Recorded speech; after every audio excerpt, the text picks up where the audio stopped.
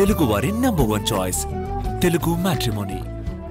Telangana deputy CM Bhatti Vikramarka విజయవాడలో పర్యటించారు. కొండపల్లిలోని Andhra Pradesh heavy machinery and engineering limited పనితీరును పరిశీలించారు. ఏపీ హెచ్ఎంఈఎల్ బోర్డు సభ్యులు అధికారులతో సమావేశమై చర్చించారు. ఏపీ హెచ్ఎంఈఎల్లో మెషినరీ నాలెడ్జ్ ను ఉపయోగించుకుని ఎలా అప్డేట్ చేయాలి అనే దానిపై ఆలోచన చేస్తామన్నారు. ఇందుకోసం త్వరలోనే కన్సల్టెంట్ ను ఏర్పాటు చేస్తామని, ఆ కన్సల్టెంట్ స్టడీ చేసిన నివేదికను అమలు చేస్తామని తెలిపారు భట్టి విక్రమార్క.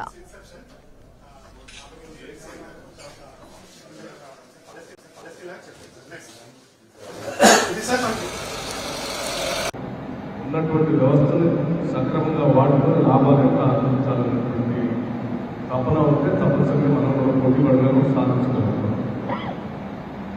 అందుకే ఇప్పుడు ఉన్నటువంటి ఎంపీ గారికి సిఎండి సింగరెడ్డి గారికి కూడా చెప్తా ఉన్నాం. ఈ విషయాలని ఇక్కడ ఉన్నటువంటి వర్క్ ఫోర్స్ అట్లాగే నాలెడ్జ్ మొత్తాన్ని కూడా వాడుకొని దీన్ని ఏ రకంగా అప్గ్రేడ్ చేసుకోవడానికి అవకాశం ఉందో, అప్గ్రేడ్ చేసుకోవడానికి అవకాశం ఉందో అవసరమైతే ఒక కన్సల్టెంట్ కూడా అపాయింట్ చేయమని చెప్పారు.